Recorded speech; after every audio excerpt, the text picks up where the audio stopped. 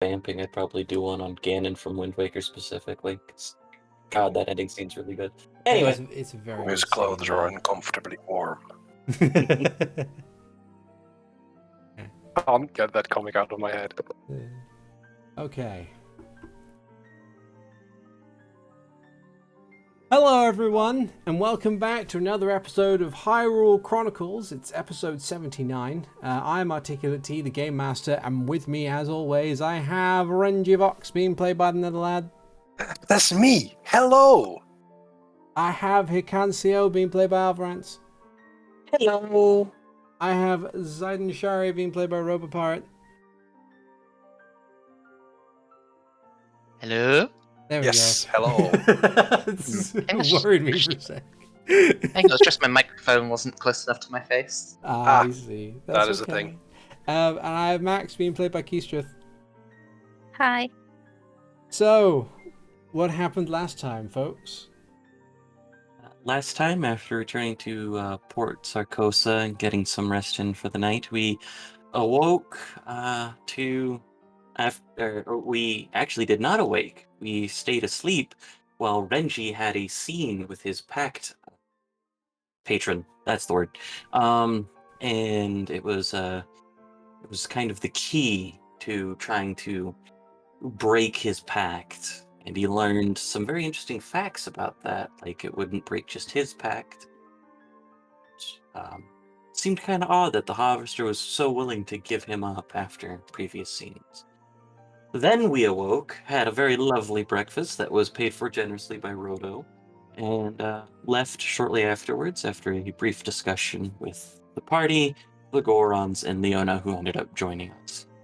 On our way down from Sarkosa to Hyrule Castletown itself, we ran into a fallen log, to which Hikan graciously pointed out that we'd been through this before getting closer to investigate and realizing that this person was acting just a little shady.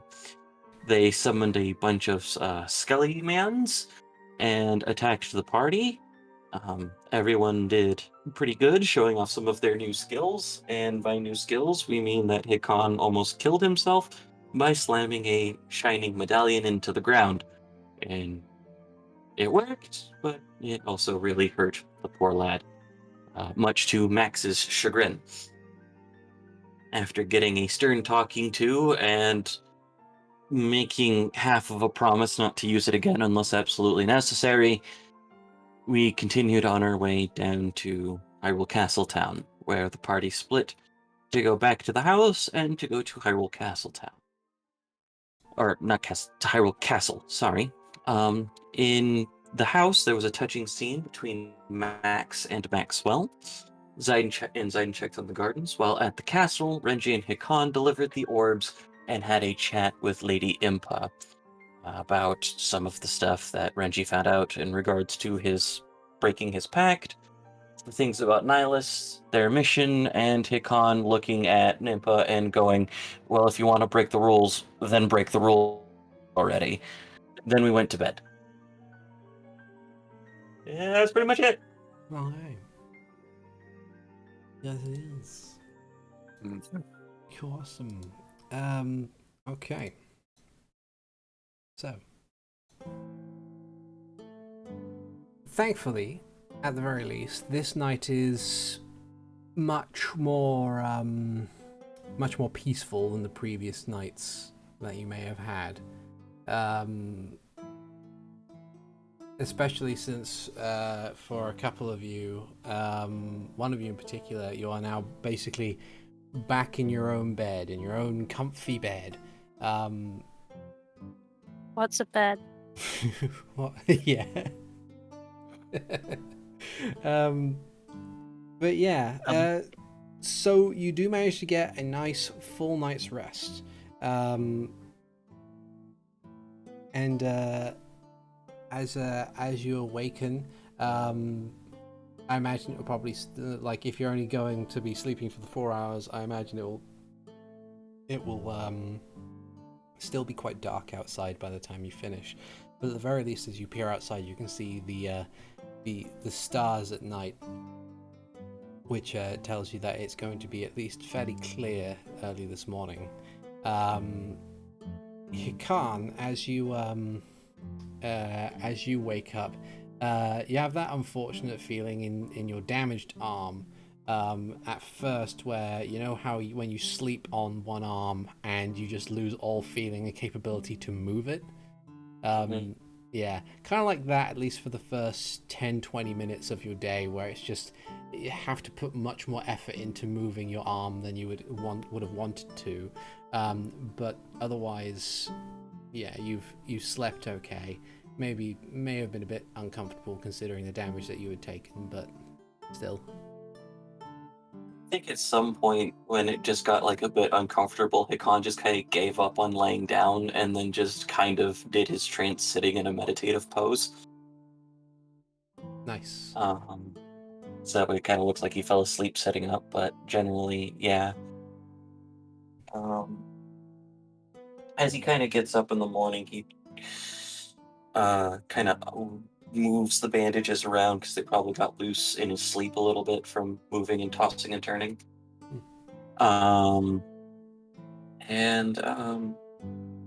Something that, yeah, is different that he notices is kind of jagged lines that run up from his hand all the way up to his shoulder.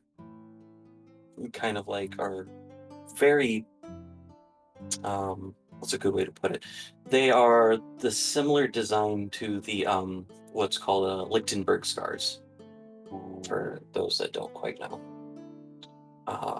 The scars that you get from being shocked by lightning.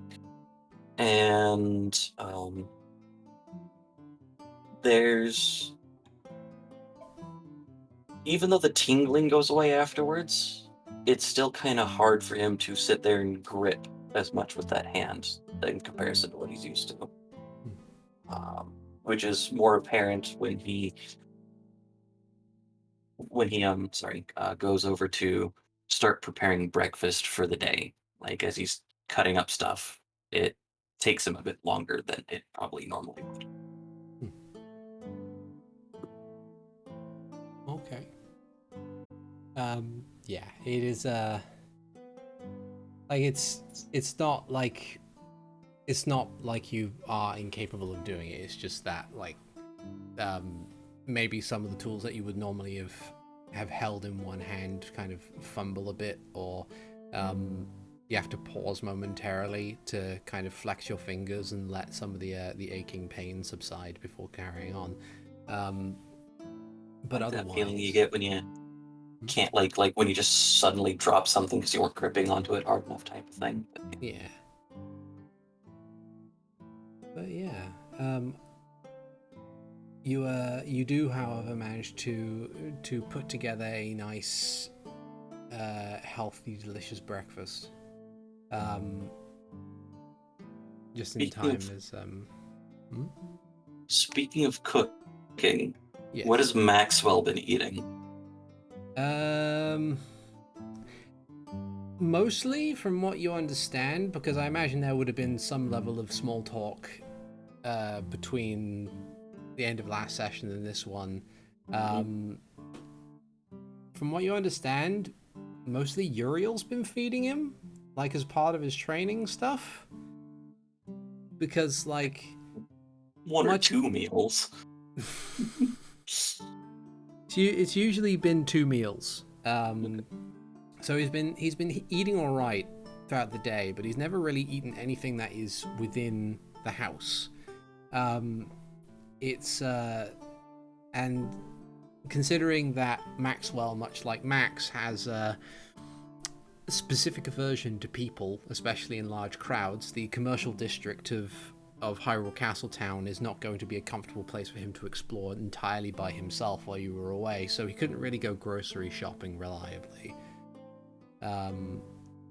So with Uriel in particular, he just kind of made sitting down eating as part of the training for his usage of magics. We have a form of cold storage. You do, I believe. At Excellent. It's at the moment it's basically a well-sealed crate which has been filled with like ice and stuff as far as freezing goes, and then there is a cupboard that is kind of adjacent to it where that kind of allows you to preserve other things that don't require to be in constant contact with the ice. One of the things that you found when you came back and found all the furniture there was a note on like the stuff that has been provided to your building, and also there is a little thing underneath it called root cellar ? So if you wanted to have extra construction work to have a root cellar to your building so you could store all your stuff down there, then that is within the possibilities, but there is no noted price as of yet. We'll keep that in mind. But for the sake of the thing that I was asking this for, knowing that Uriel's providing at least 2 meals, Hikan will meal plan for the other meal for Maxwell for the rest of the week and put it in the cold storage. Okay. Sounds good. Nice. So he gets 10, he gets 8, I think, temp HP a day. No.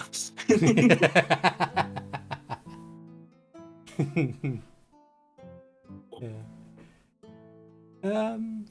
But yeah. So that's what you're doing. What are the other residents of the house doing? What are Max and Zayden doing as they awaken this day? Do we have any plans for the day? Are we completely free? Most of what we're doing is getting ready to go extract torture, murder, revenge, face Max's past, and get Renji's dad. Mostly get Renji's dad. I think there's going to be a lot of torture revenge. But not by us, right? I'm not saying that Max would rather stab this guy with the blunt end of the knife, but you know. Renji will probably rescue your dad. Now we'll rescue Nihilus. Yeah. Max doesn't want anyone else to go through the horrible shit that he went through. No.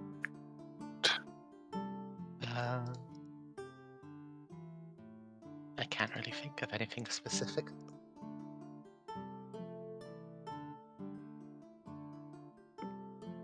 Okay. I guess just getting up, doing normal wasting of time. That's alright. That is okay. That is allowed. I shall allow it now. But yeah.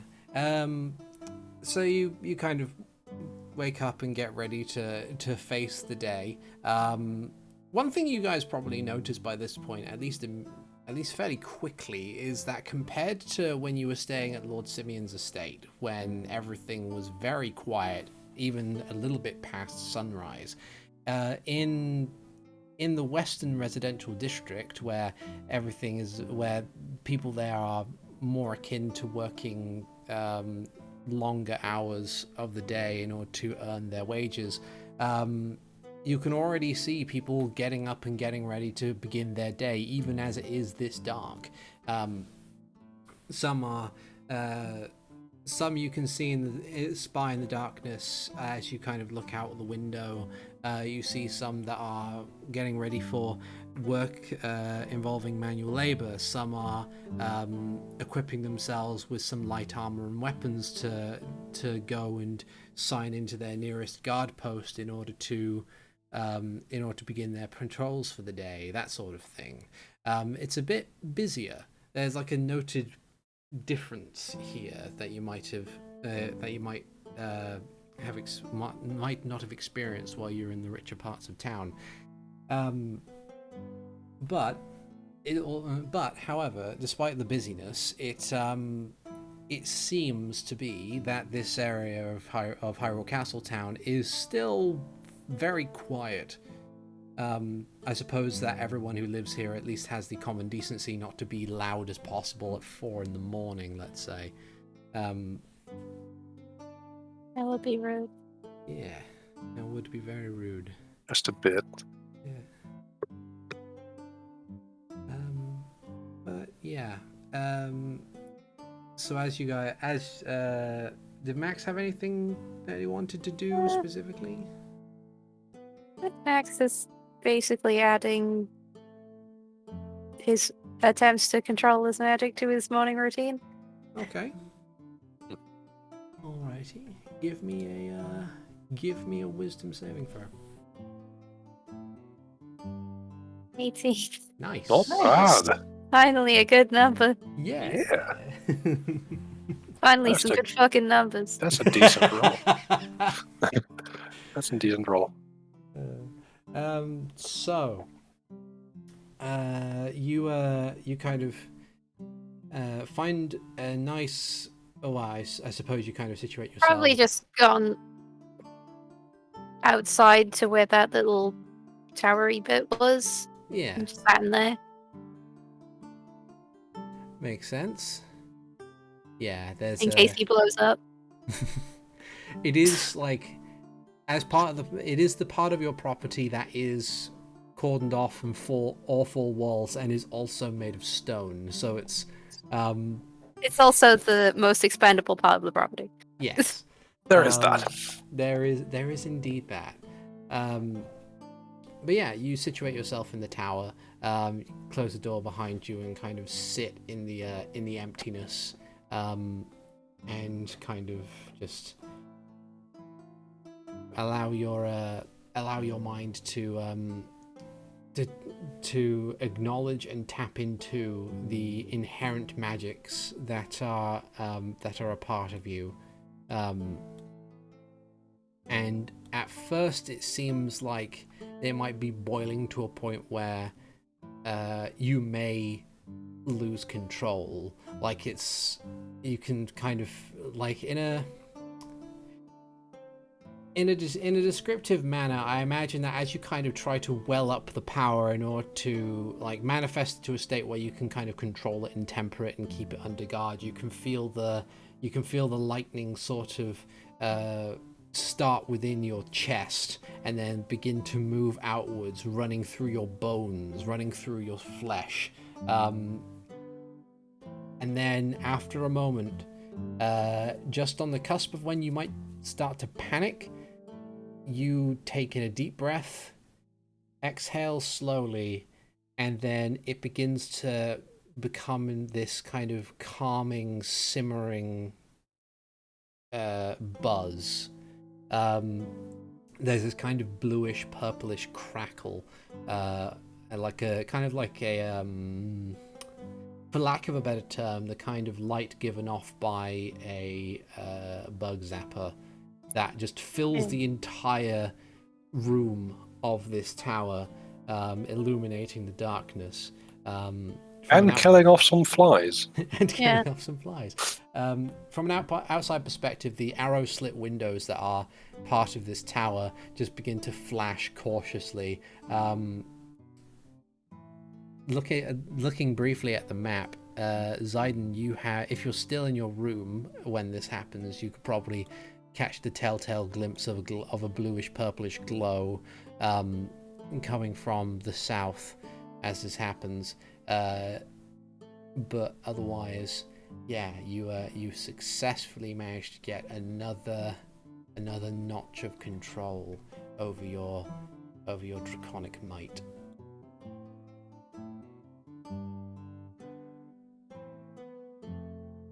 Max is just gonna kind of stare at the sparks that crackle over his fingers for a bit.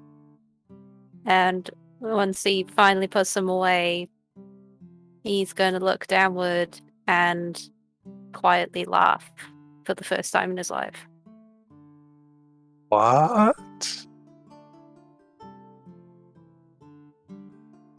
But that will turn into just tears of, God, I wish I could have done this the whole time. The question is how quiet? Because If you're right outside, you might hear it. Okay. Hold on. Maybe.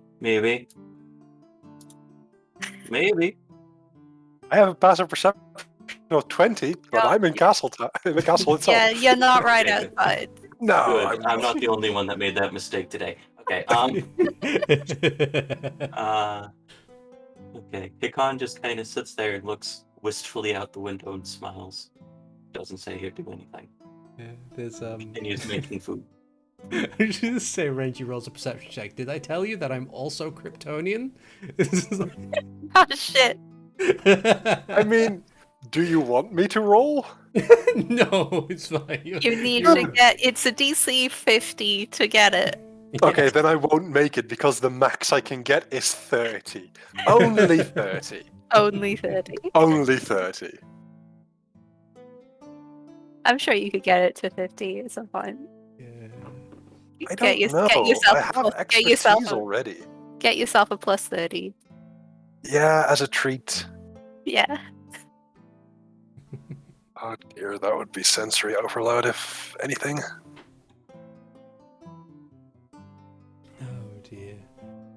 Although I doubt if like there's a way for a bonus to kind of like circle back to like a detriment. That's not in 5th edition. No, you just you can just control what you're hearing like Yeah. Superman. Yeah. Okay. You learn to filter it out. I don't want that. I'll show you the as a side note. Of all the senses, I think either super hearing or super smell would be the worst. Oh yeah. Ooh. Or Like I'd almost argue super taste, but that's also Yeah. tied to super smell. yeah, let's say I was like- thinking that as So well. at least with super taste, you have to put things in your mouth for most of it. Yeah. Mm, So, I don't know. There's some pretty nasty tastes in the air. So that's the thing. Like as a fan of Superman, like I play in roleplay in City of Heroes and in tabletop, I play a flying brick who also has super hearing. But super hearing uncontrolled for him is pretty much all sound all the time, on a basically a state level, which is quickly growing. And depending on your mindset is what you it depends on what you focus in on. Like in City of Heroes, there is an entire cordoned off section of the city where it's filled with eldritch horrors and people being in constant danger. So if he's feeling really down, he'll just kind of look in the direction of that section of the city because he can't help but focus on the screams. But as for like super smell, yeah, super smell would be terrible because then like you can't really get around that if you can't control it. And super taste, I think they did in the comics where it was kind of boring because like you could just tell what all the ingredients is in a piece of food, but you don't ever really properly taste it and enjoy it. oh dear. Yeah. That's You take a bite out of a that's- cookie and it's like there's like a few grams of sugar, some chocolate, some this, some that, and everything. And you kind of just compartmentalize it, but you can't really just taste cookie. But yeah. Anyway, This has been a superhero tangent by Articulate T. Join us in 2 weeks' time for more of this. yeah. But yeah. Meanwhile, in Hyrule Castle, what is Renji doing to start the day? Well, he just woke up startled by the fact that he heard Max laugh. No. Obviously. I think Renji will try and keep to as much of a routine as possible. Mhm. So, breakfast in the kitchen. Maybe try and look for some of his dad's old haunts. Stay a place for him to hide in. Maybe observe the people around him passing by. Eat his sweet roll. Okay. Yeah. I mean, chances are you probably would know at least one or two of Nihilus's old hidey holes. Probably like a handful, but I've never caught him in any of them. The ones Yeah. he let you know about. Yeah. Yeah. And like, just remembering that brief conversation that you had with Sophitia, where you promised to show her all the secret exits of the castle, and Niles was like, "Oh yes, I taught you all those secret exits of the castle, so I know where to look if you try and run away." It's just... And he's taught me multiple times, of course. Yeah. Oh yeah. So like, as you eat your sweet roll and find one of these little cubby hole places where that Nihilus would use, there's a bit of a nostalgia factor to it, where you kind of like, especially when you're in this kind of mindset where you're worried about your father. There's going, like, you just kind of sit and think back to all these little instances of time growing up in the castle and just seeing your dad doing his job, and yeah.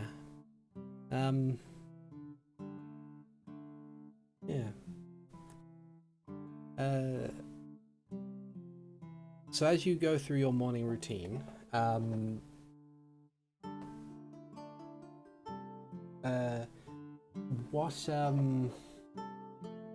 long, like, after you've had breakfast, is there anything specifically that you needed to do before potentially meeting up with your other companions, or? Had we discussed anything regarding Uriel's visit to the castle for the checking out of the big bulls? We did mention for Impa to follow up with perhaps Uriel as the resident magical expert. Yes. Yeah. We did mention that to Impa. I think that would be probably best for them. I think it'd be up to her to ask him. Yeah, fair enough. It was also quite late at night, and unlike the rest of you, Uriel, being seemingly Hylian, has to get his full 6 hours worth of sleep. Ugh. Oh well. There is Not also everyone needing 6 hours of sleep. I will try and check in with Impa to make sure that like I can be dismissed properly and I don't just steal away in the darkness of night. Okay. So you go and find Impa, and given the time of day that it is, you note that she is still standing guard outside of Rufus's room. And she kind of sees you approach. She pushes herself off the wall and gives you a nod and says, "So, well, good morning." Morning. As I approach, I will like take in a position so that while she is like talking with me, looking over at me, I kind of cover the rest of the hallway. Okay. She says, "So, how have you have you properly rested?" I have. I had a bit of an ailment a few days before on our way back to Port Sacosa, but that seems to have passed, so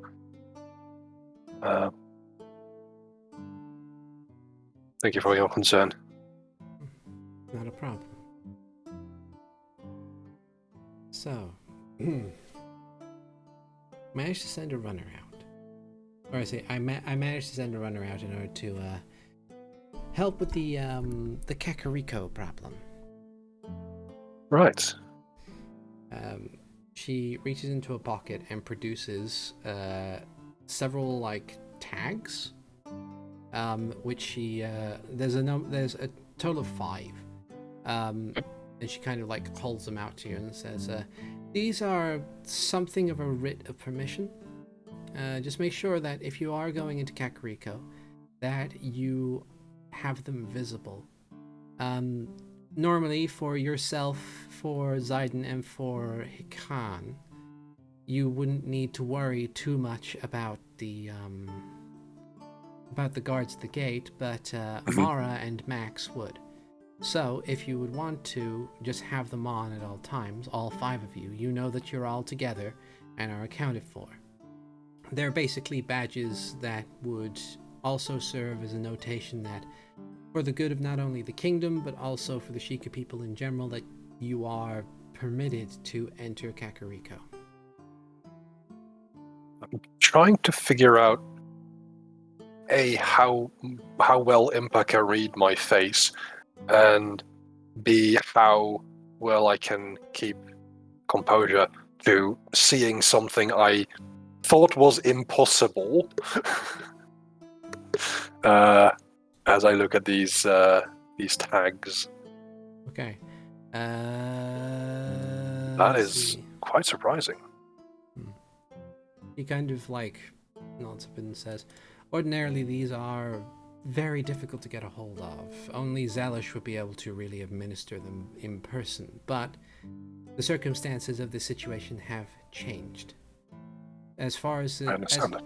as far as what is known among people who need to know, the kingdom is experiencing a significant amount of danger, let's say. The king is dead.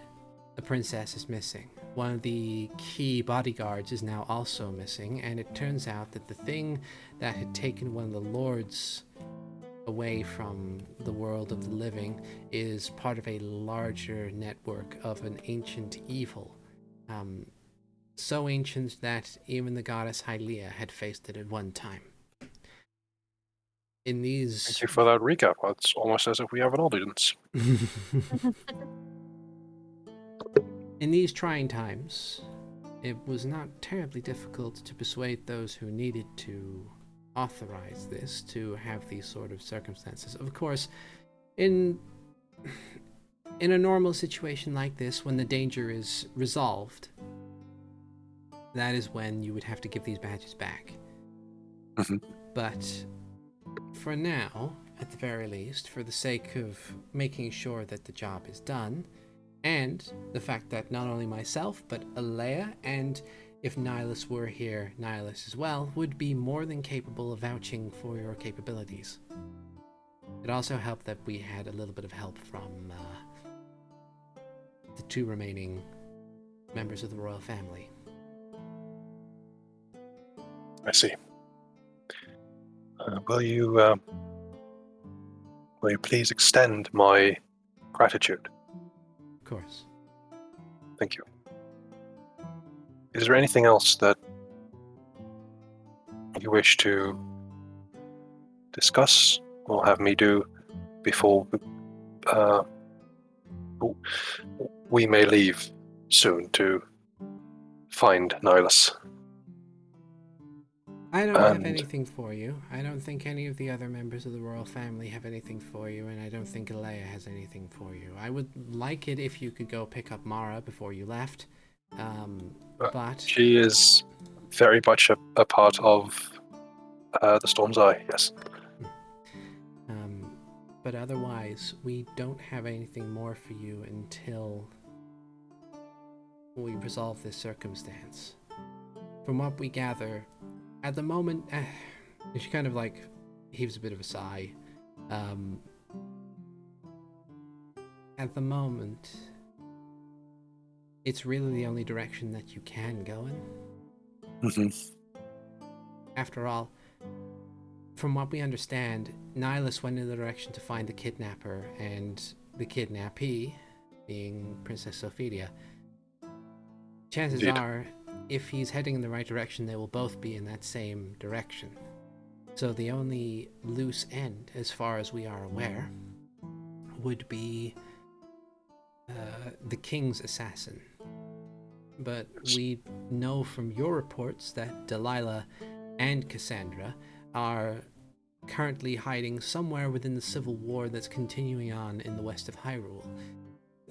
That means it's more a matter of war, and we need to provide that to, or provide the tactical respect to that, to Lady Risha, given that she is the Lady of Defense.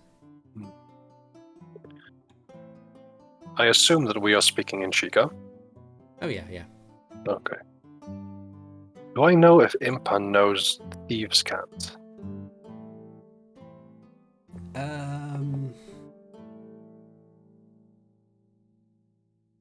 Maybe. Oh. Some way to find out.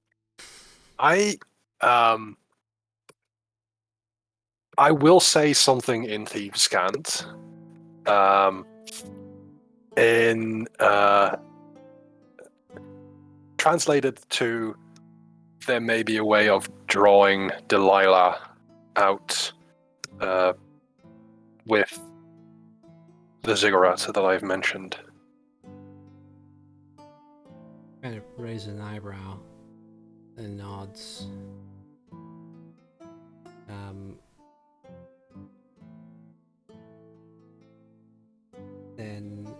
Then responds in Thieves' Cant that if you believe it to be the case, then do it. But keep them informed in case you need backup. I nod. It is something that I have trouble with trusting them. Not because they can't be trusted, but because I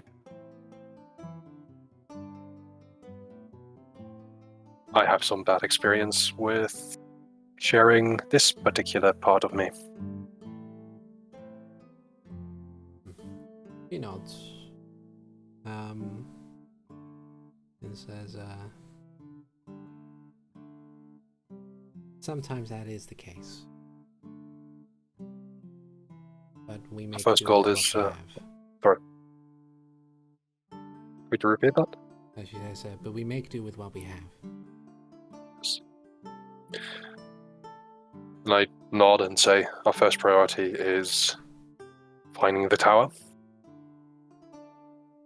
and finding Nihilus and hopefully, in turn, Princess Sophitia, or find a clue that leads us to her.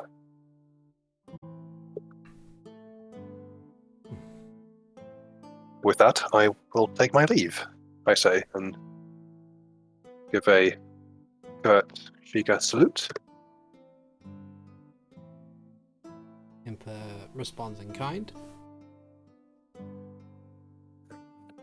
I will head towards the library. Okay. You make your way to the Grand Library of Hyrule Castle.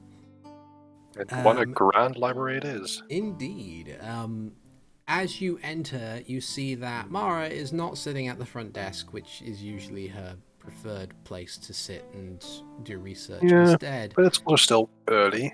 yeah. Instead, you find her somewhere within the many rows of bookshelves, just kind of sorting books on a shelf. She doesn't look too pleased, but she is just kind of diligently going about her sorting. Did someone mess up the Darunia decimal system again? Yeah, just a little. For how much that guy can party, he does know how to run a library, it seems. Yeah. Beyond that, everything okay? Yeah, I tried to do as much research as I could in regards to, well, the thing that you mentioned, but You didn't have to do that personally. I was the only one who was capable of really doing it. All the other Oh, scholars I'm who are sorry. here have just been, well, they've been their usual selves, and they. Can I see if she's exhausted? Give me an insight. Yeah, sure thing. That is an 11. 9 plus 2. Frustrated, maybe, but not like physically exhausted. Darn it. I'll have to make it up to you. It's fine. Look, the important, like, she kind of like stands up and like puts 2 fingers to her temples and just kind of like, it's okay. It's just a mild frustration of a bunch of old people who really just don't know that it makes things easier if people put things back the way they were. But I digress. I haven't been here for a month or 2, so it's not exactly going to be the type of thing that needs to be or that can be maintained, especially if they're so adamant that they're not going to be able to sort anything in here. But I don't have any control of this anymore, so that's all right. I suppose not in the meantime. Oh well. When all of this is over, you'll have plenty of time. And Goddess is willing, I will be there to help out. I mean, it's still hard for me not to believe that I'm not at least partially responsible for some of the stuff here. Well, thank you. But let's focus on the task at hand. If you're rested enough, should we make our way to the others? Get ready to go? Yeah, I think that's a good idea. I have spoken with Lady Impa. Doesn't seem to be anything currently keeping us here. And with her, actually, with her blessing, I've gotten some things, and I show her one of the tags that I received from Impa. Oh. This will grant all of us, and I show the others, passage into Kakariko Town.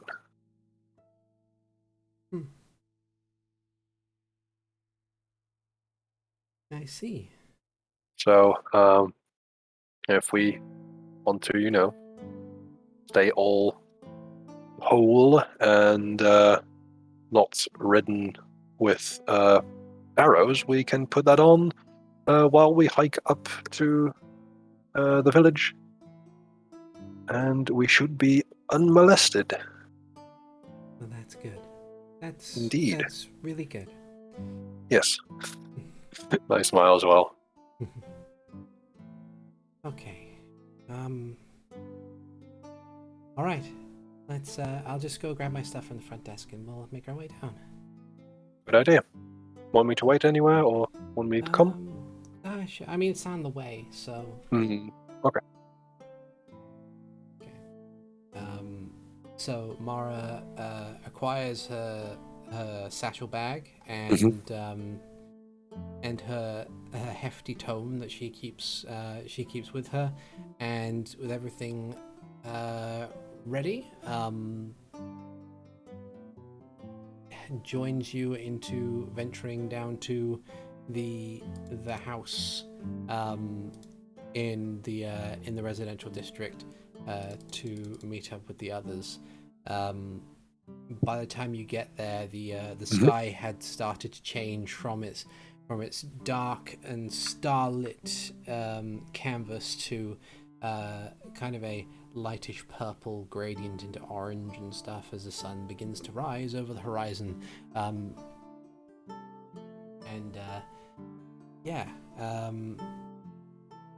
You manage to get to the house, and inside you meet with the others, who are probably enjoying a nice breakfast, I imagine. Yeah, with like nice thick slices of potato bread toast and hash browns and eggs, and, like bacon that's cooked not quite too crispy, not quite too chewy, decent amount of fat but not too much, you know. Hikan likes food, so Hikan gets the good stuff. Nothing wrong with liking food. I very much like food myself. I tend to enjoy it. Yeah. Cheese for those that want cheese. Okay. But yeah, you with food acquired, you sit down and Mara kind of like props the book onto the table and says, "Okay, so what is the general plan going forward in regards to getting to the tower?" And I'll bring us back to the map of Hyrule so that we all know full well as to what the plan is, or what the objective is. Do we have like a map or like a copy of Yeah. I'm pretty sure. Okay. Then Renji is going to probably just make a quick arrow to Kakariko, then towards Death Mountain, and then a trek to where the tower should be. I believe, given that, well, I don't know of any particular passage across the Zora River beyond where Kakariko village is situated, unless we go all the way down to the Hylia settlement. And I also put down the tags on the table and say, "Don't worry, Max, you will not be shot at. These will give us passage into the village." Just gonna pick one up and look at it. Try and figure out what he's supposed to do with it. Is there like a pin in the back? Yeah, there is a pin. So I'll demonstrate on my own cloak, and then say, if you'd like, I can put it on, or Figure it if you, out. yeah, you'll figure it out. No worries.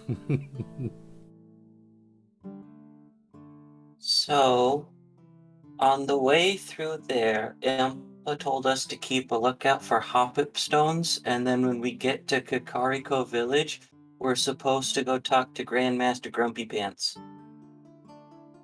Watchstones. Hoppip Awesome stones. stuff. What? Oh yeah, gossip stones. That's what they're called. I don't know. It's said they are part of like ancient Sheikah, like they say technology, but it's They're about yay high. Got this symbol. He kind of flips over the cloak for the Chica eye symbol on him. He kind of waves his hand at about halfway up his body, kind of thing, like to his waist. They're a bit weird. If you thwack one, it'll tell you what time of day it is. That's just like blinks a couple of times and it says, okay. Yeah, they're weird.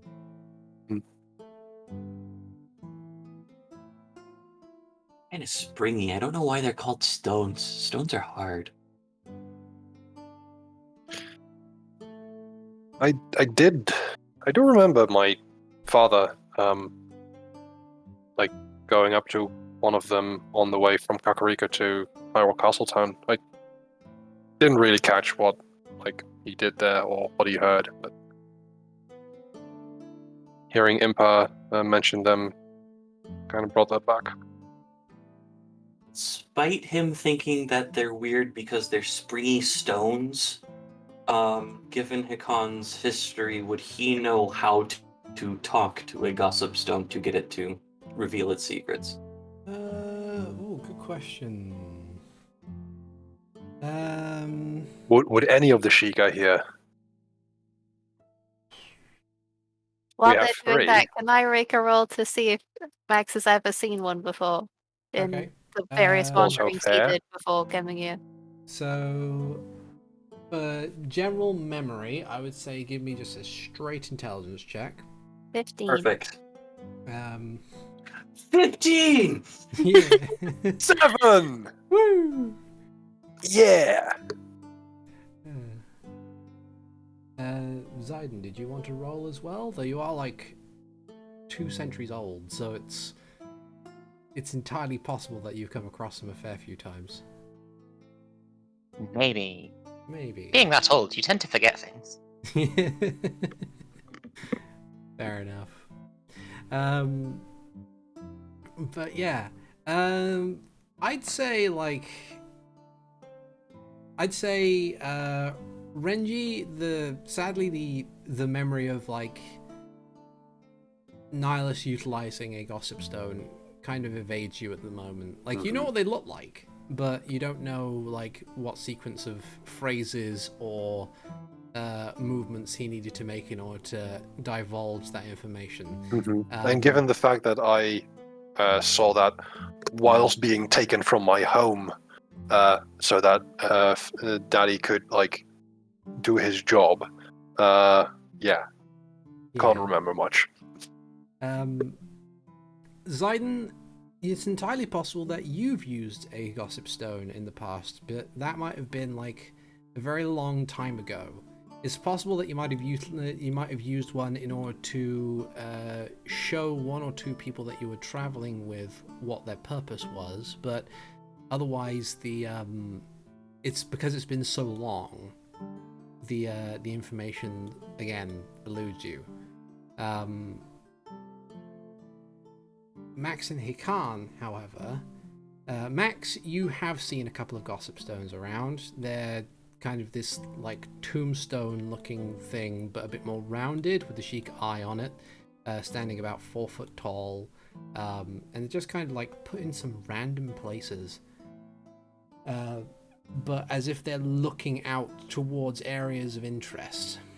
And Hikan, you think you remember some, if not all, of the necessary phrases in order for a gossip stone to tell you what it knows, but you're not terribly sure. You might need to actually be standing in front of one in order to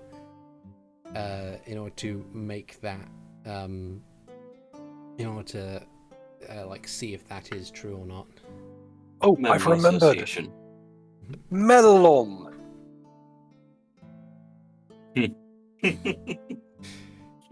Wait, no, different franchise. I got it. Yeah. But yeah, so as you kind of discuss this plan, Mara kind of gives a bit of a nod and says, okay, let's see. So on horseback, we should and depending on how early we leave, we could probably get to Kakariko before it turns too late in the evening. I imagine that we probably need to leave the horses at Kakariko to continue along to Death Mountain. I don't think it's a terribly safe route for horses up the mountain that way. Most likely. Would they be But- okay with that? They should But be. Hikan horses there. kind of nods and yeah, they're pretty good with animals. I meant more like they're barely allowing us in at all. I think that is. I think Hikan has it right. They tend to take care of their animals. Once we get up there, they'll probably be able to take care of the horses. I mean, if they won't, I know a couple people who will. Okay. Okay. So we still have our climbing gear, right? Believe so. Oh, I don't need mine anymore. Well, the rest of us do. So, if there's high places up on that, I can help you guys get up. So we don't have to worry about stuff with the clicky rod and things. Okay. All right. I didn't know if we were to. I don't know exactly what the whether or not we would need to be staying in or near Kakariko before we made our trip up Death Mountain, even if we got there fairly early. So but we can make that decision when we get there. Especially if the plan is also to speak to Zelish to see what he might know in order to get a better idea on where Nihilus has gotten to. I have my eyes closed and I'm rubbing my forehead as you mentioned Zelish. Like that Mara understood who I was talking to. Oh no, Mara was there with the talk with Impa. Just Yeah. like I like that Mara understood that I was talking about Zelish when I said Grandmaster Grumpy Pants. Well, you mentioned Grandmaster, That's fair. Yeah. and she is a courtier. Courtier? No, courtier. I don't know how to pronounce that word very well. Of Hyrule Castle. So, yeah, I think she understands Grandmaster Grumpy Pants. Yeah. Also, my captions made it Granddaughter Crappy Pants. Well, Well then. Yeah. it ought to be Okay. someone's granddaughter. Also, Okay. So with that in mind, the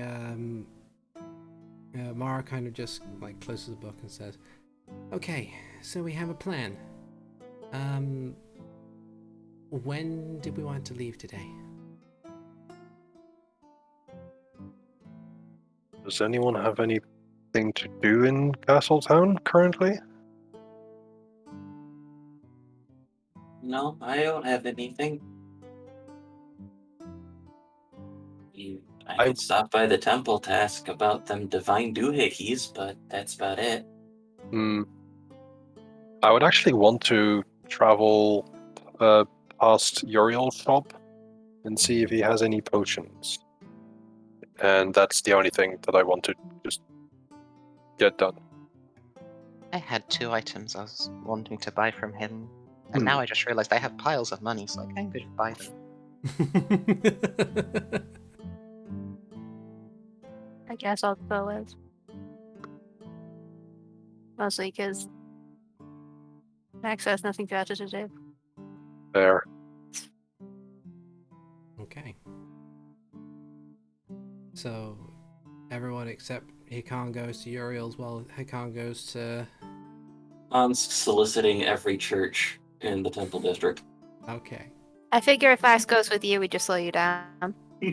That's fair. Okay.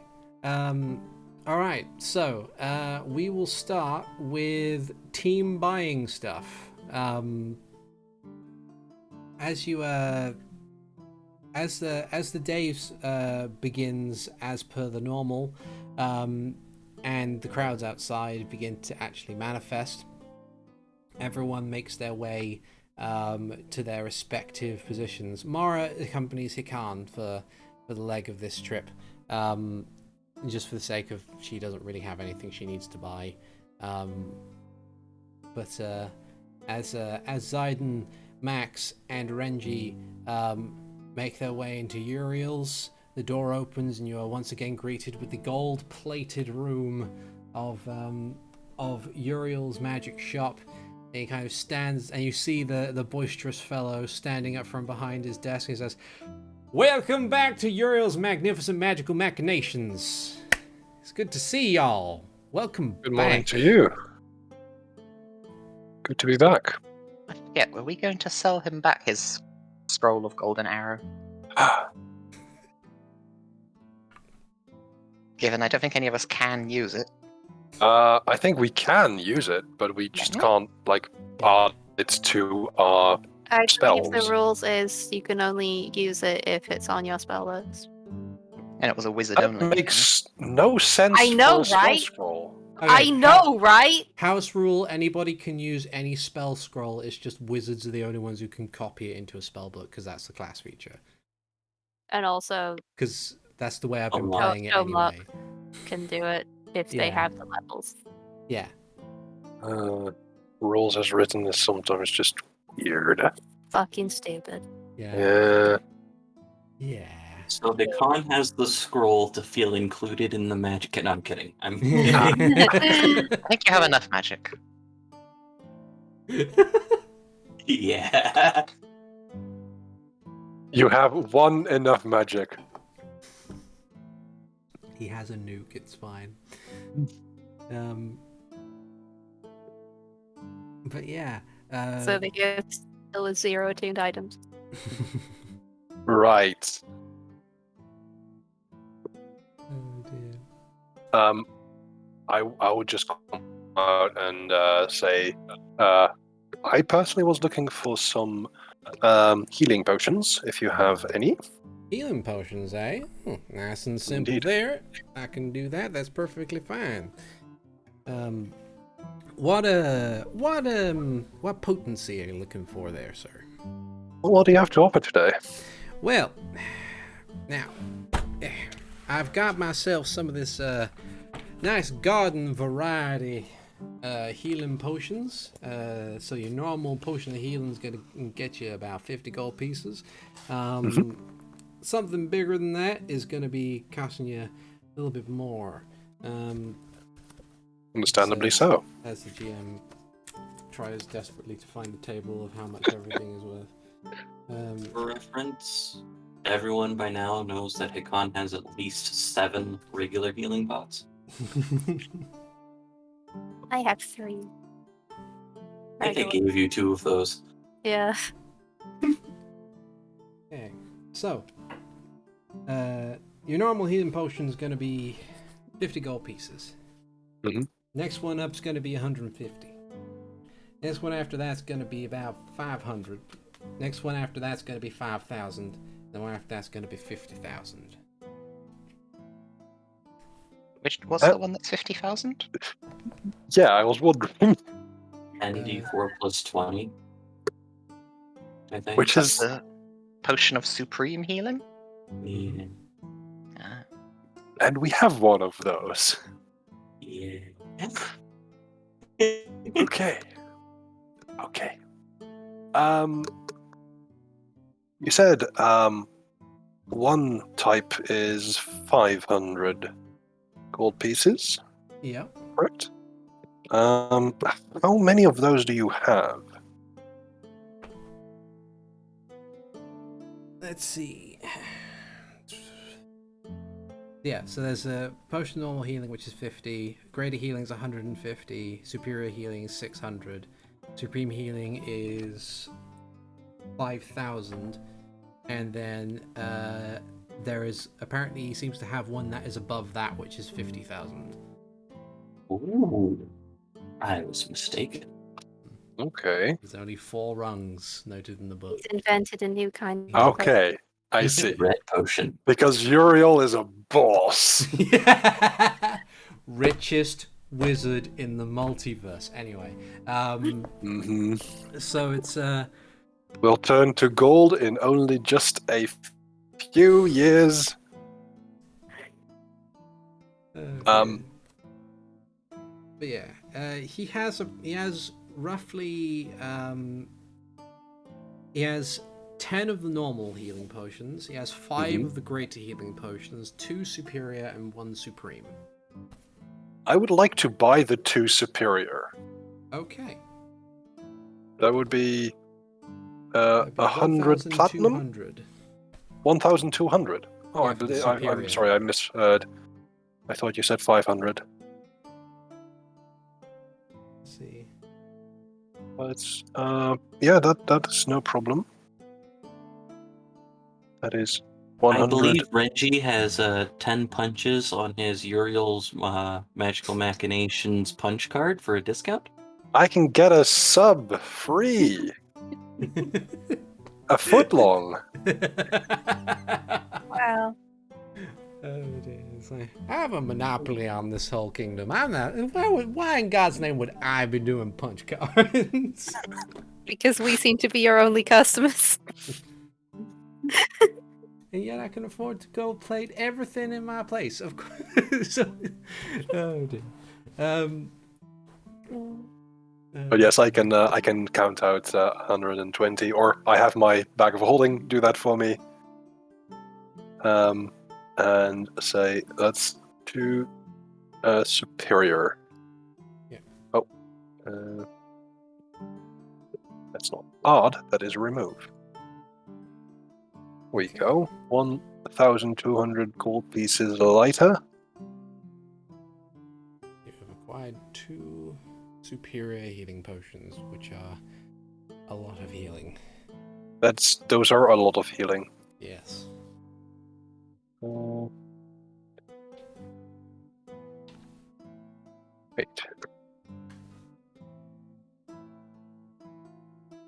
Okay. So, with that sorted, he says, "Pleasure doing business with you. Likewise.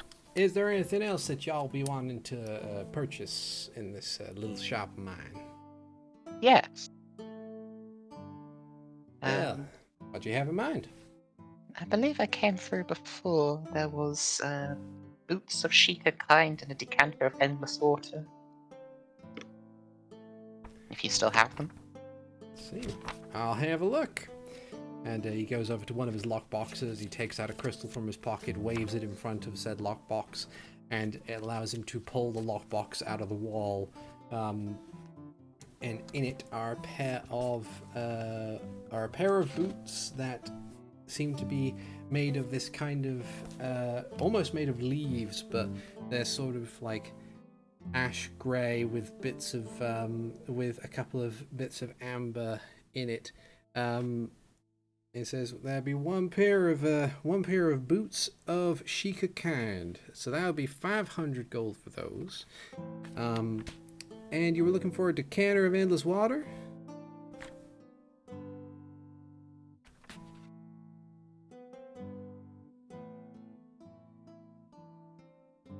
Hello? Can you hear me? Okay, there you are. What is with my microphone today? No idea. Not a clue. It says, yeah, I have a decanter of endless water. And that'll be another 500 gold pieces on that one. Oh, it was 400 last time you quoted it. Yeah. We Just stare at him offend quietly you in for a some few way? seconds. I was like Sidon just like pulls out a note where he'd written down the price last time. Market's changed. Nah, I'm kidding. I'm just kidding you. That's fine. 400 for the decanter of endless water, 500 for the boots, and yeah, so that'll be a total of 900 gold pieces. Sidon will buy these items. Okay, we'll purchase these items. Meanwhile, Lex has just looked for a spot on the wall that isn't covered in doors to lean on, and if he can't find it, he'll just be like awkwardly standing with his arms folded because he doesn't want to lean on a lockbox Yeah. in case Cyril thinks he might want to buy what's in it. Yeah.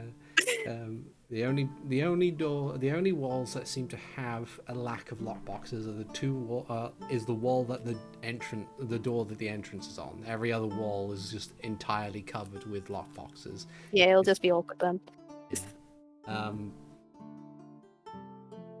Yeah, Uriel happily hands you the items, and he takes your money, and it's like, well, now that was a good transaction. Thank you kindly for your patronage. Anything else that I can do for y'all today? I'm still kind of leaning on the counter. Do you happen to have anything that doesn't require attunement for less than 1,000 gold pieces? That's quite a Biden holds up the big. things he just bought. It's quite a big catalog that you're asking for. That might take me a while to sift through that. Did you have anything in mind as to what kind of function you're looking for? Anything that you I'm always on the lookout for something that allows me to move better or like stealthier. well, Have you considered boots of Sheikah kind?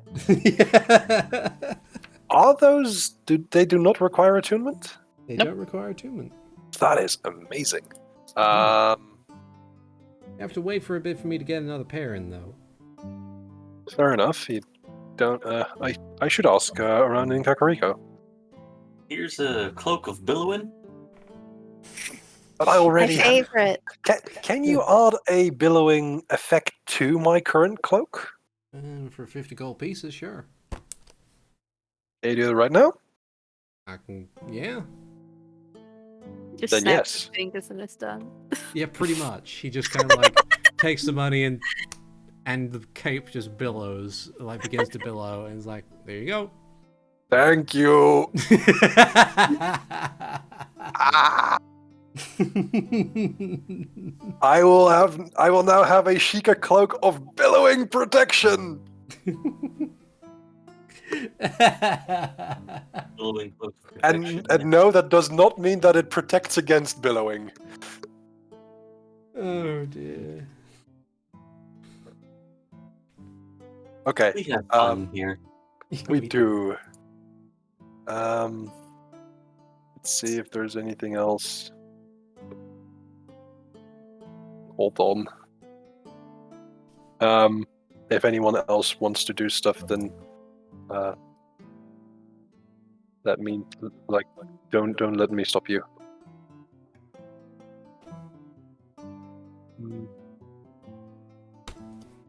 Uriel looks to Max and Zayden and says, anything in mind? Or are you done buying your stuff today? I don't have anything specifically in mind.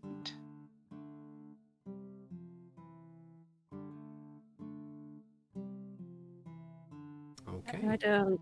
Then Max just pauses for a bit and says, "How's Maxwell doing here?" Oh, he's doing fine. Like, admittedly, it can be a bit touch and go, but for the most part, he's getting along okay with his training, and it's just making sure the boy actually manages to get a couple of square meals in every so often. But for the most part, he's doing all right. He hasn't really gotten anywhere to the point where he's doing more powerful things, but he's at least getting what he does have under control, and I think that's the more important foundation as far as most things go. Good.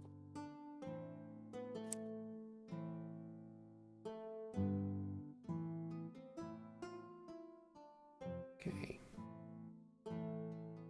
But like I said, Max isn't gonna try to get magic items. So. Yeah. Uriel kind of looks to you guys and says, so I received something of a message this morning. Just something slipped under my door in regards to a couple of interesting magic items that have been stored in the castle. I'm guessing you guys had something to do with that. And she just nods. Kind of like nods a bit and says, well, not a worries. What I got from the actual report of it is that the pretty old magic. Might take me a while to take care of it, but I'll do my best. Thank you kindly. Not a problem. It's just a pity that there aren't any other key major magical users within the kingdom, at least for the moment. From what I hear, the king's bodyguard had gone back home for the most part. Understandable, of course, considering the circumstances. But other than my fine self and, well, y'all, I'm not exactly sure we have anyone in the kingdom who is of a magical persuasion. There was one of them noble folks lived here. Went missing about a fair few months ago, actually. He probably would have been asked to take a crack at it, but if when you do manage to come across any other major spellcasters looking for and I mean, when I say spellcasters, I mean like academic wizardly types, not to look down on anything else, but considering it's a historical thing, we need people who are kind of book smart, who know the history and all that kind of stuff. If you find any others, do let me know. But for the most part, yeah, I'll take a bit of a crack at it.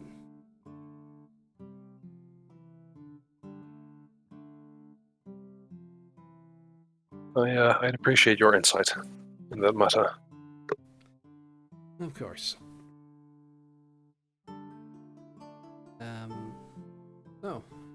Do you have anything else you would like to purchase from Uriel? Not currently. Okay. So as you finish up business Wait. there, we Does he have a broom of flying? Broom of Flying.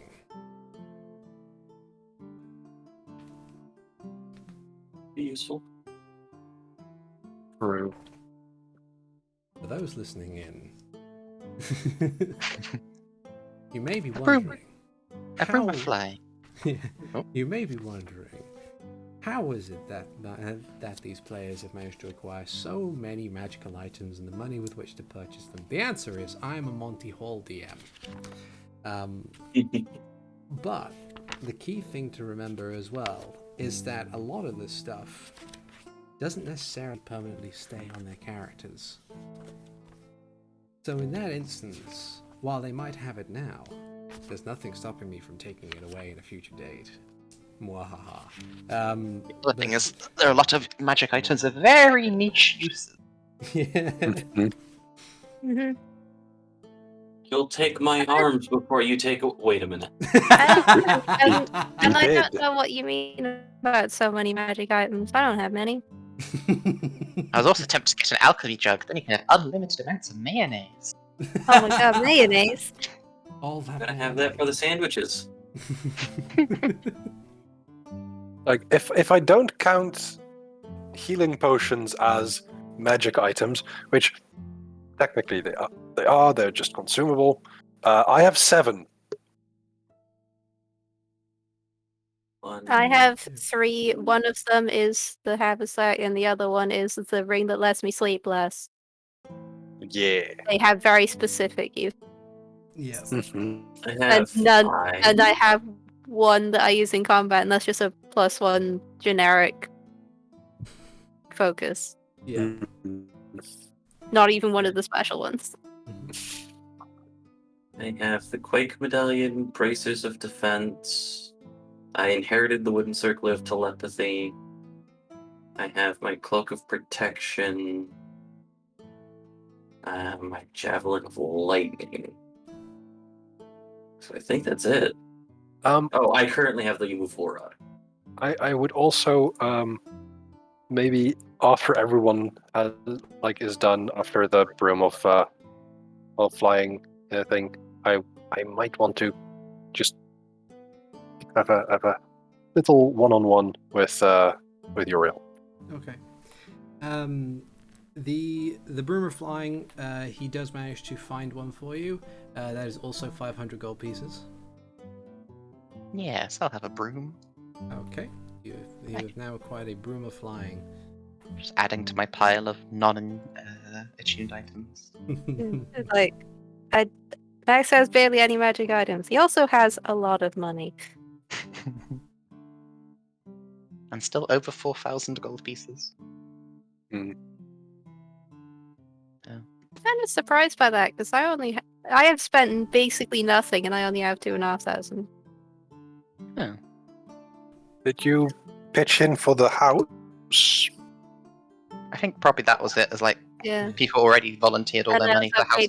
I also paid most of the boat. Yeah. Like big Right. purchases, big plot-based purchases have usually been between yourself and Hikan, who have Yeah. Thousands and thousands of gold. Looks at my pile of 185. Cool. But yeah, so after purchasing the broom, if there is nothing else you need to purchase, Uriel... Gloves of thievery. Gloves of thievery. Either.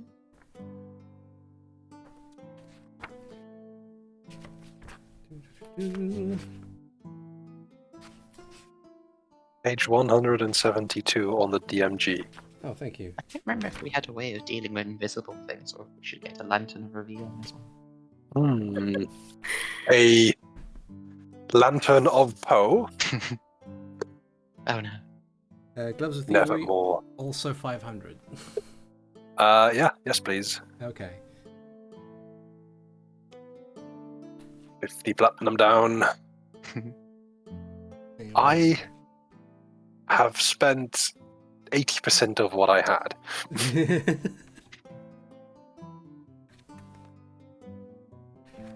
Oh, dear. And I will put that in. Yeah, lantern revealing would also be another 500 if you wanted that. Yeah. Right. See, the benefit of all of this is the fact that you guys only have 2 hands apiece. So it's like, so that's the problem with like utility belt magic iteming thing, is like all this stuff that doesn't require attunement, but then you have to like spend your actions like getting it out of the bag and then using it and putting things away and just. Well, it's not like it's stuff to be used in combat generally, That's except maybe true. the lantern. Maybe the lantern. But then again, you've only come across one person. How many? I think it's just the one person who, or the two enemy types that have thus far been invisible to you, which has been the Mist Reapers or the Mist Wraiths and Flamgo. Oh, definitely the lantern reveal, and we can't let him get away again. Oh no. Like he's going to turn back to evil. I know it. No, he's not. Now he has Well, after all responsibilities that than an effort- employee. After all that He- effort we put He in, is in retail. Of course he is evil. after all that effort we put in to make you not evil. Max, Adventurers, get my me pet the shop was a fish. farce. All part of a much grander scheme. Do you know how much power I'd have to give up to be a pet shop owner? Anyway. Oh dear. But yes. So is the Uriel party done? Yeah. believe so. Okay. All right. So after you've taken care of that, we'll head back over to Hikan and Mara as you head into the religious area of Hyrule, the noted religious district. As you arrive, you can see the Sorry. that's okay. You see the you see the morning congregation of many of the churches there. What were you aiming to do here, Hikan? Hikan is being an inverse Jehovah's Witness and going door to door and asking them about like divine items of their faith. Because like, yeah, sure, there's like the cane of Burna, the cane of Samari, and the cane of Pak. We discussed this last session. Gee. Pachi. But it's just kind of like, if I have a longer list, maybe my chances of finding something that'll work will be better. Okay. So it's just kind of like legendary items of your faith type of thing, just in general, or stuff that they may have lost. Okay, give me a charisma investigation check as you go around asking for information. That is much better. Ooh.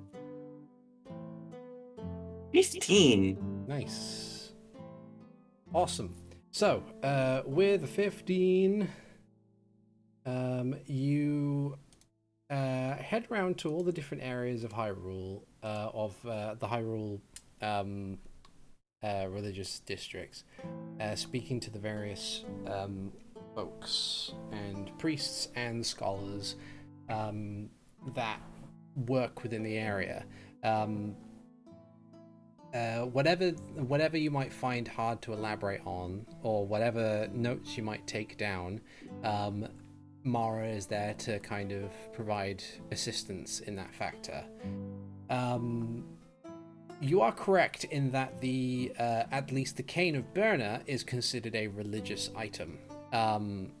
In fact, most notably in the Church of Nehru, when you get there, they actually show you that the Cane of Berna is a thing that is considered a religious artifact, as it hangs in the main area, like the main halls of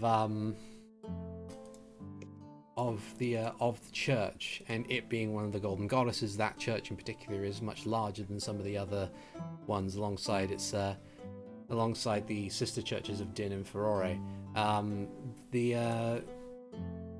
The actual cane itself, if I can find.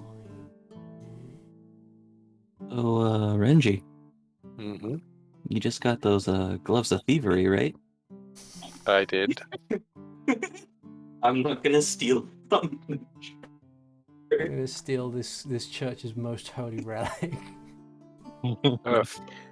Do you want me to turn invisible and The player liberate? wants you to turn invisible and liberate the cane. Hikan would beat you with the cane if you did that. But then you would have it. Yeah, and he'd give it, he would figure out, like, if you guys figured it out in Kakariko, he'd run back to the Hyrule Castle town to return. Hmm. He is a much better person than I am. But yeah, interestingly enough, the Church of Aurora doesn't have the Cane of Pachi, and the Church of Din doesn't have the Cane of Samaria. But then again, from what was understood of the owners of those specific items, neither of them had a specific religious bent. It was just that Berna was a priest of Nehru, so effectively being Nehru Pope would require his most sacred relic to be kept within the church. Makes sense. Yeah. But as far as other religious kind of items that are on hand, or divine, or even just incredibly empowered magical items, each of the churches have their own like take on specific either weapons or just general accoutrement that would possibly qualify. Okay. Like, for example, there is in the Church of Hylia, there's the idea that the harp of the goddess is probably that very thing, but they don't know where it is. The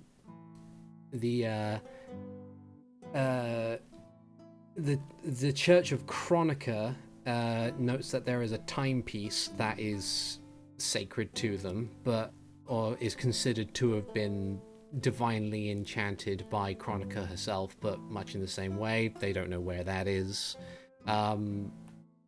It's kind of a mishmash of stuff that probably it's a mishmash of stuff that isn't immediately on hand. And other than the Cane of Berna, none of them really know where it is. Like, they have people who are associated with with those various churches who are either actively looking for them or just offhandedly doing so as they travel. But yeah, there's only really one known item of religious power that is currently sitting in Hyrule Castle Town, and that is the cane, which is with Cane of Berna, which is sitting in the most visible spot in the largest church in the capital city of the kingdom.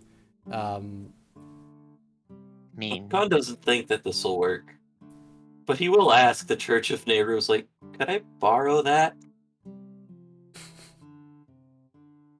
Give me a persuasion check just to see what their reaction is to such a question. Excellent. I don't make charisma checks often. 5! 5. Just pat Perfect. your head and go, "Oh, honey." Yeah. Like they don't take great offense to it. They just kind of like, it's more a mix of like they're wondering, perhaps even hoping that you are joking, because they pretty much just flat out say they can't lend the item to anybody. Like, no one uses it. Not even the current head of the Church of Nehru uses the Cane of Berna. It stays where it is. Okay. Okay. But yeah, then Hikan takes a look at some of the other ones, other churches after that point. You probably would have saved Etheria for last because of reasons. Yeah. As you're wandering through the religious district of town, you notice that there are a trio of people who are currently talking to Larson Graves and a couple of guards. And they're kind of just... With your passive insight, you can tell that there is... It's not like a... It's not a specifically pleasant conversation. It's like that kind of tense sort of conversation when if you're passing by in the street and you see like a couple of police officers and they're talking to a couple of other people, it feels like a kind of telling off almost. And like you can tell that there's one or two other people in the area who are just kind of like watching on. Did you want to investigate that, or did you want to carry on past it? Hikan would probably try to get a thing. Does he sense violence as he gets closer? Give me an active insight check. Absolutely. 13. Okay. You don't sense violence. What you do sense is just kind of a difficulty to get to a point of the conversation. Difficulty to get to an agreement. Listening in, from the sounds of it, Larson pretty much just kind of like reaches up to pinch the bridge of his nose. He's dressed entirely in his full plate sort of thing, just with the helmet off. And he kind of just like kind of clatters as he moves, and he just like sighs heavily. He goes, I get it, I do. I understand that this is not the most preferable of circumstances, but I'm gonna have to ask you to kind of like tone it down just a little bit. Things are pretty tense right now, and this sort of disposition is not helping anyone. And one of the trio that they're talking to, who you notice all of them seem to have this kind of sash that is kind of goes over their shoulders, almost like a scarf. It's this black fabric with this kind of white line that runs along the edges of it. And one of them says, I understand that, but like, is it not possible that we can practice our faith here. I mean, I get it, I do, but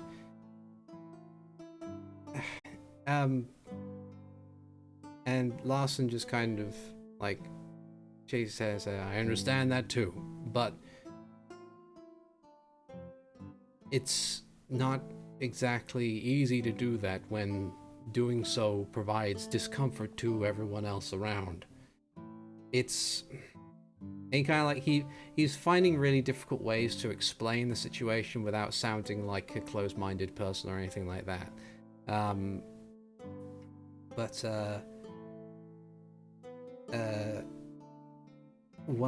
Another one of the trio says, we've come all the way from Mazro. It's just... Is it not possible we could set up some kind of small shrine? Maybe. One of the guards actually pipes in and says, under normal circumstances, yes, but unfortunately, it's... Recent circumstances have meant that studies of this faith have set a lot of people on edge, and open praise of it might cause problems. Perhaps in the future when things are different, when the situation is resolved, but for now, I'm not sure that we can allow it. Those sashes with the lines type of thing, that does not remind me at all of the Sovereign Hand, right? It's not the lines that do, but what you do notice is that at the very end of the scarf, while there is a symbol of a hand, there's no eye in it.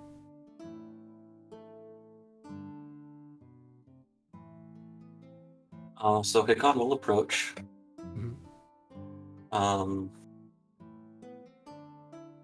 He goes, is everything okay?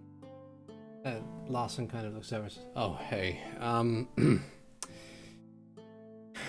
So, if he kind of looks at the other three, he says, if you'll excuse me. And the three pilgrims will continue their debate with the guards. And he'll pull you aside, Hikan, and say, it's a little difficult at the moment. Not in the dangerous sense, I don't think, but in the sense that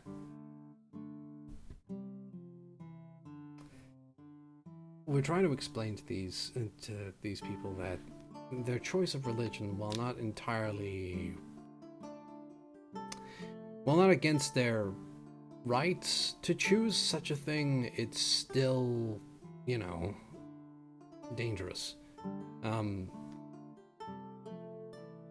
As it turns out, only recently, the village of Mazro to the south, they've taken up worshipping a faith that is very distinctly similar to that of the cult organization that is responsible for the death of Lord Simeon.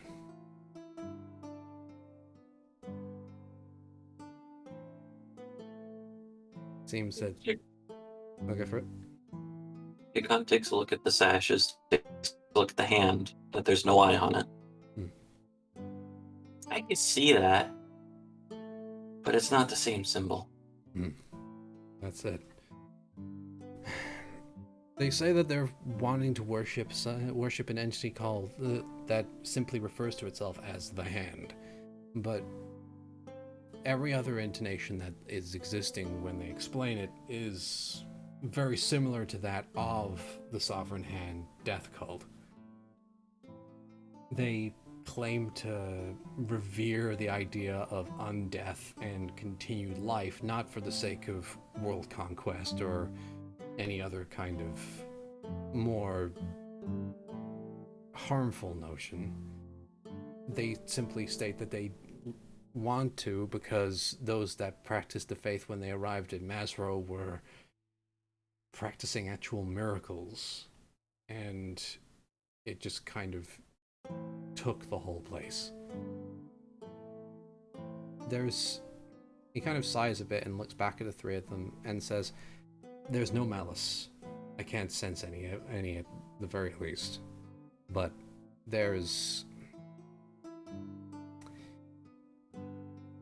It's just something that, even if they don't mention the thing by name or use the same symbols, everyone in Hyrule Castletown knows that, well, as many people know in Castletown, what that symbol, what happened to Lord Simeon. You can't exactly sweep mauled to death by undead under the rug, you know?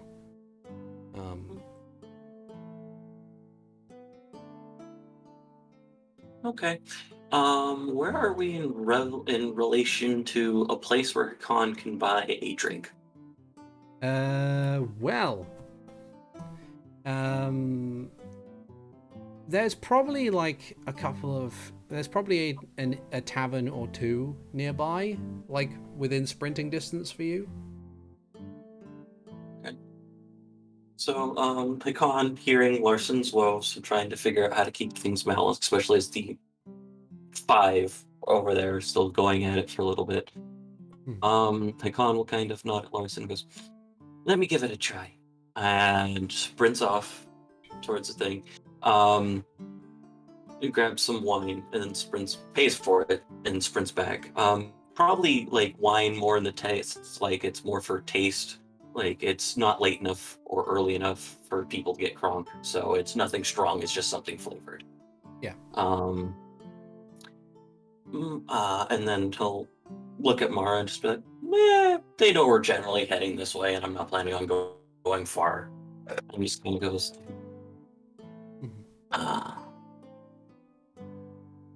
kind of goes over towards the group of the guards and he goes, hey, I couldn't help but overhear you guys talking, which is why I came over in the first place. What kind of miracles were these people doing? And Hikan will start trying to butter them up a little bit, get them talking. Oh, well. Give everyone a drink type of thing. Yeah. Like, they kind of light up a bit as you show something of an interest, or seem to show something of an interest, and one of them says, this fella... Because if I recall correctly, it's probably the same stuff that we heard about the people from Rudal. Yeah. He says, well, this fella, this little Foss fella, armored up, sure, but he arrived in the village and started talking to people, and he started utilizing his abilities and his faith in order to allow people to talk to dead relatives, or ease the sick, or at least ease people in a mindset where they weren't afraid of death anymore. And to be honest, it was this really nice feeling not to be afraid. And another one says, it's just been a nice... It was just a nice guy. He couldn't stay, though, of course not. He had to keep on traveling. I mentioned something that he was helping a friend out who was having a long time trying to get over something for a while, and trying to help him be a bit more complete, you know. So he was... he had to go on his way, but...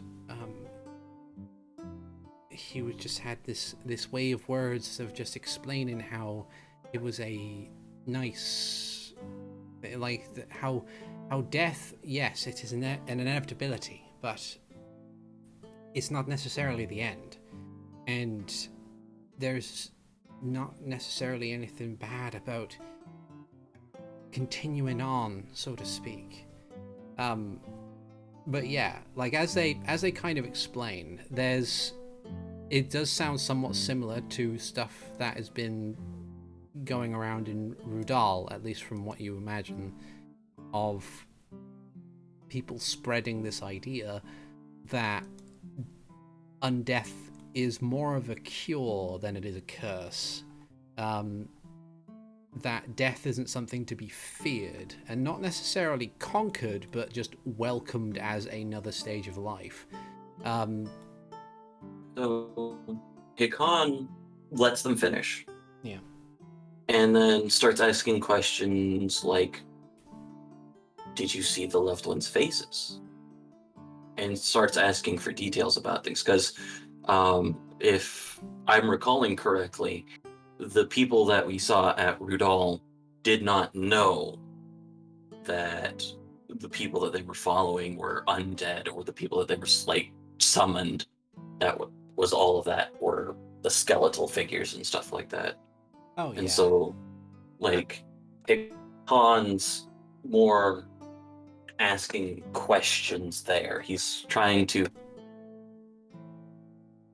Yeah. in a less asshole way to put it, Hikan's trying to seed doubt into them, and then do the exact same thing that he did with those other people, and go, if you're looking for comfort and for things that aren't the end, I can take you to somewhere that could help you with that. Which you would then take him to the Temple of Etheria. Yeah, that's fair. Give me a persuasion check with advantage, because you have been so kind to them thus far. You have played excellent good cop. 13. Okay. Like, the way they explain it, in a lot of cases, that, like, one of them says that they didn't see their loved ones' faces when they performed the miracle of being able to speak to them again. But even still, like, the notion kind of gave them a bit of comfort. Another one says that they did see their loved ones' faces, but they also explain that this happened very shortly after said loved one had passed away. And then the third one says that they did, but they admit that it was a bit disturbing at first because, yeah, the corpse had decomposed for a fair while, and the process wasn't something that would just restore the visual aspect of this person, but at the very least, it still gave them access to talking to someone that they've missed for a bit.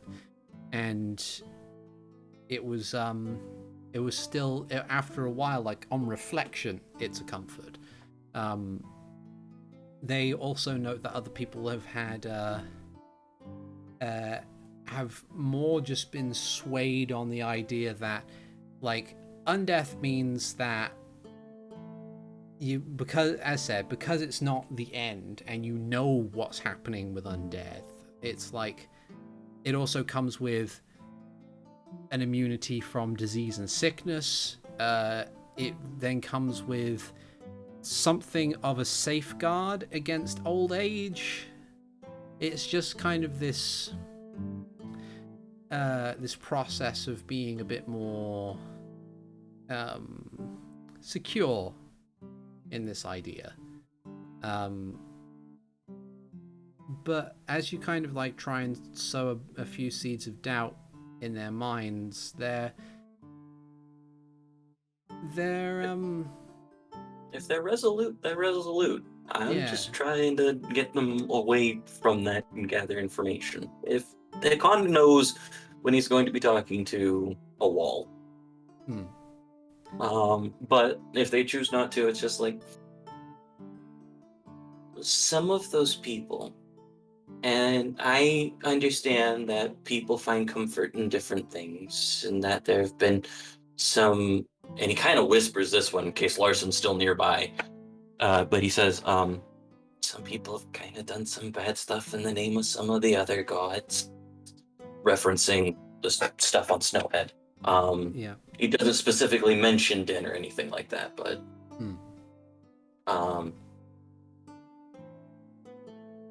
the people that put the same beliefs or the things here, they really, really hurt quite a few people. And I'm not saying that the person who showed you or tried to find you comfort's a bad person necessarily. But every time that I've ran into people that have been in that type of situation or have thought like that, I've gotten hurt. And I'll actually show like a couple of the cool scars that I got. But so while Mr. Graves over there and a lot of the others understand where you're coming from, it's going to make a lot of people uncomfortable or a lot of people afraid, even though you find comfort in it. Does that make sense? It's kind of like walking around with a sword. It's going to make some people feel more comfortable because, hey, someone's got a sword and they know how to use it. And it's going to make some people uncomfortable because what if they use that sword on them? And so maybe right now isn't the best time here. But we'll see what happens in the future. I see your cult, and I'll raise you deprogramming. Pretty much. I actually wanted to make the joke. I'll see your cult, and I'll raise you institutionalized religion. Straight, but they didn't buy that one. Yeah. That being said, though, that Lizalfos guy sounds very interesting. Do you know which way he went? Let's see. Give me another persuasion check with advantage. Damn straight. 16. Nice. Ooh. This is what I care about a little bit more. So. Okay, that's good. They're kind of like taken aback a bit by what you explained, but they're not like hostile to you in that respect. Like they seem to genuinely take it in. And when you ask where the Lizalfos in particular went, they explain that they went northwards. Like not along the road, but just northwards. Presumably that means that he could be heading to Green Hills, or he could just be going beyond that. But they explain that Lizalfos arrived in Masro and then left again. Like he arrived in Masro, stayed for about a couple weeks, and then left again. And he left, according to them, 2 weeks ago.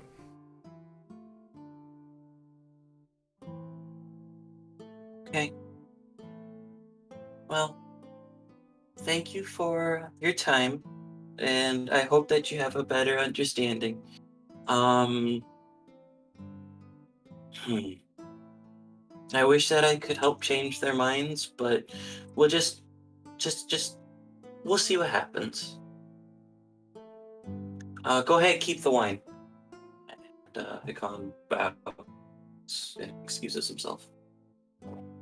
Thank you. And they kind of like wave you off, and they have a bit more of a chill conversation with the guards this time, as opposed to anything else before they make their way out of town again, or at least they leave the religious district for a moment. Larson kind of looks at you, Hikan, and says, thank you. I wish I was a bit more of a people person, honestly. Yeah, it happens. Sometimes you just gotta figure out what type of things people like. Food and drink are normally pretty easy to go to. Yeah. I already asked the Temple of Din this, but you wouldn't happen to have any divine artifacts, would you?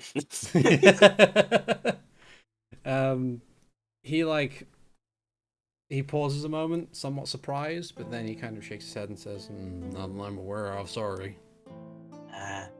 No worries. I hope things get better for you. If anyone else comes from any of the other villages with those things and the guards hear it, could you tell Lady Impa so she might be able to get a message to us? Okay. It's kind of related to some of the stuff we're looking into. Got it. I'll do my best. Thank you, Mr. Graves. Thank And you. then I'm gonna look for the rest of the party. Okay. You make your way and eventually meet up with the others after they've had their shopping spree.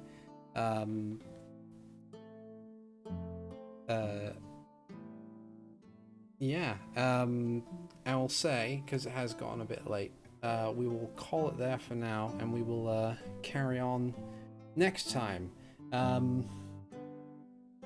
Thank you very much, everybody, for watching / listening. I have been Articulate T, the Game Master. This has been Legend of Zelda, a Legend of Zelda D&D campaign, Hyrule Chronicles, episodes number 79. With me, as always, I have had Renji Vox being played by another lad. It's always a pleasure.